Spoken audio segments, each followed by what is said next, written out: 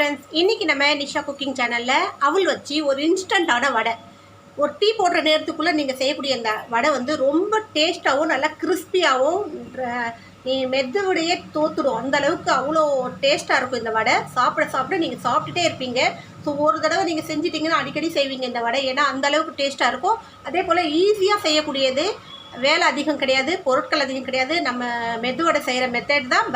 But என்னென்னா, நான் வந்து உளுந்து மாவுக்கு பதிலாக அவல் யூஸ் பண்ணியிருக்கேன். ஸோ சூப்பரான டேஸ்டியான இந்த வடை வந்து நம்ம வேறு எதுவுமே நிறைய பொருட்கள்லாம் ஆட் பண்ண தேவையில்லை. வீட்டில் இருக்கிற கொஞ்சம் பொருட்களை வச்சு நல்லா கிறிஸ்பியாக, நல்லா டேஸ்ட்டாக, நீங்கள் பார்க்கும்போதே தெரியும் நல்லா கிறிஸ்பியாக இருக்கும் பாருங்கள் வடை.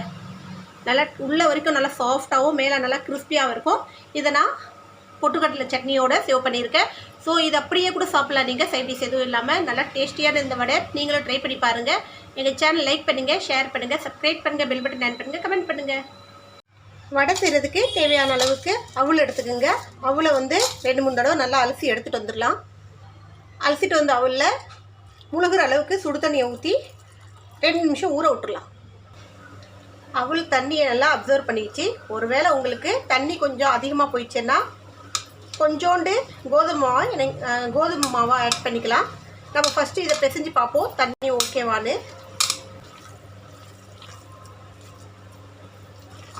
கொஞ்சம் இது வந்து வடை பிடிக்கிற அளவுக்கு இல்லாமல் கொஞ்சம் லூஸாக இருக்கிறதால மாவு ஒரு 2 ஸ்பூன் அளவுக்கு கோதுமை மாவு நான் ஆட் பண்ணிக்கிறேன். இப்போது நம்ம கொஞ்சோண்டு கோதுமை மாவு போட்டு இதை பிசைஞ்சோம். இப்போ ஓரளவுக்கு நமக்கு திக்காக தெரியுதுங்களா? இப்போ இதில் நமக்கு தேவையான அளவுக்கு நம்ம வடைக்கு போடுற மாதிரி நல்லா பொடியாக நறுக்கிற வெங்காயம், பச்சை மிளகா, கருவேப்பிலை இது எல்லாத்தையும் போட்டுக்கலாம். கொஞ்சோண்டு ஜீரகம் போட்டுக்கலாம். ஒரு 1/4 ஸ்பூன் அளவுக்கு மஞ்சள் பொடி, இதுக்கு தேவையான அளவு உப்பு. இப்போ இது எல்லாத்தையும் ஒன்றா சேர்த்து பிசைஞ்சிக்கலாம். நமக்கு வடை மாவு பதத்துக்கு இதை நல்லா பிசைஞ்சு எடுத்துக்கணும்.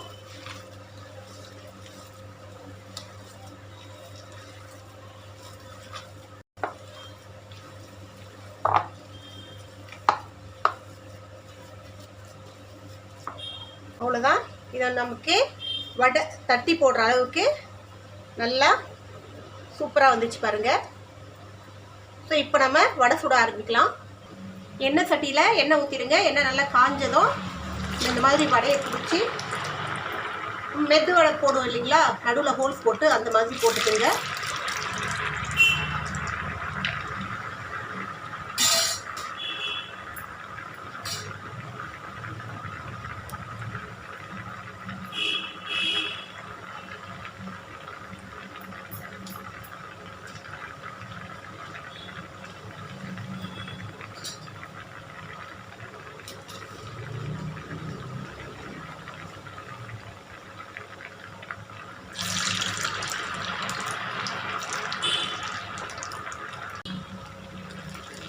நல்லா சூப்பராக வந்துச்சு பாருங்கள், அருமையாக.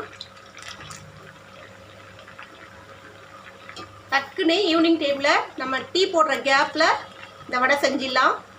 ஸோ நம்மகிட்ட வடை பருப்பு ஊற வைக்கல, அரைக்கலைன்ற டென்ஷன்லாம் தேவையில்லை.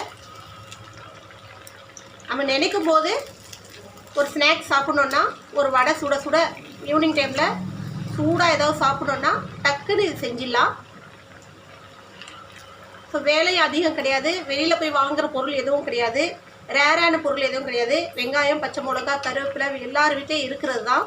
ஸோ அவல் மட்டும் நம்ம வாங்கி ஸ்டாக் வீட்டில் வச்சுருந்தோன்னா இதை டக்குன்னு செஞ்சிடலாம். நம்ம ஈஸியாகவும் குயிக்காகவும் செய்யக்கூடிய இந்த வடை வந்து உண்மையிலேயே நமக்கு வந்து இது எப்படி இருக்கும்னா, நம்ம மெது வடை சாப்பிட்ற ஃபீலிங் இருக்கும். அந்தளவு டேஸ்ட்டாக இருக்கும். அதை விட நல்லா டேஸ்ட்டாக இருக்கும். மெது வடை விட டேஸ்ட்டாகவும் இருக்கும், அதே சமயத்தில் நல்லா சாஃப்டாகவும் இருக்கும். இதை பாருங்கள், பார்க்கும்போதே உங்களுக்கு தெரியும் இதோட சாஃப்ட்னஸ்ஸு, கலரு எல்லாம் எவ்வளோ சூப்பராக வந்திருக்கு பாருங்கள். ஸோ அடுப்பை வந்து கொஞ்சம் மீடியம் ஃப்ளேமில் வச்சுக்கிங்க. ரொம்ப ஓவராகவும் இல்லாமல் ரொம்ப லோவாகவும் இல்லாமல். அப்போ தான் வந்து நமக்கு வந்து உள்ள வரைக்கும் கொஞ்சம் நல்லா வேகும். ஸோ நீங்கள் இதை அப்படியே சாப்பிட்லாம், சைட் டிஷ் எதுவுமே தேவையில்லை, அப்படியே சாப்பிட்லாம். அந்தளவு டேஸ்ட்டாக இருக்கும். தேவைப்பட்டால் ஒருவேளை உங்களுக்கு சைட் டிஷ்ஷோடு தான் சாப்பிட்ணுன்னு தோணிச்சேன்னா கொஞ்சோண்டு பொட்டுக்கடலை சட்னி ரெடி பண்ணிக்கலாம். நல்லா டேஸ்ட்டாக இருக்கும் பொட்டுக்கடலை சட்னியோடு இது சாப்பிட்டிங்கன்னா.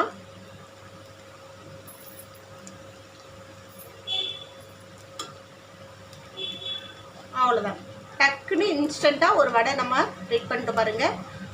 ஒரு 10 நிமிஷம் வேலை தான். டீ போட்டுகிட்டே இருக்கும்போதே நம்ம வடை சுட்டி எடுத்து வச்சிடலாம். டீயோடு சேர்த்து இந்த வடையை ஈவினிங் டைமில் என்ஜாய் பண்ணலாம்.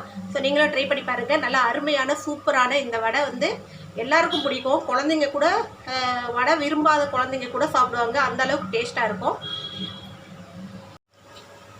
நமக்கு வடை ரெடி ஆகிடுச்சு. இப்போ எண்ணெய் அதிகமாக குடிக்குமோன்னு நினைக்காதீங்க. நம்ம நான் எவ்வளோ எண்ணெய் ஊற்றுனேன்னா அந்த எண்ணெய் அப்படியே இருக்குது பாருங்கள்.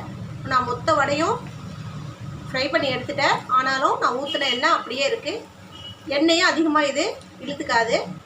நல்லா சூப்பரான கிறிஸ்பியான இன்ஸ்டன்ட் வடை டக்குன்னு ரெடி ஆகிடுச்சு. ஸோ நீங்கள் டீ போடுற நேரத்தில் செய்யக்கூடிய இந்த வடையை ட்ரை பண்ணி பாருங்கள். நல்லா அருமையாக இருக்கும், டேஸ்ட்டாக இருக்கும். ஸோ இன்னொரு ரெசிபியோடு உங்களை சந்திக்க வரை உங்களிடம் விடைபெறுவது உங்கள் நிஷா. எங்கள் சேனல் லாஸ்ட் வரைக்கும் பார்த்து உங்கள் அனைவருக்கும் மிக்க நன்றி. பாய்.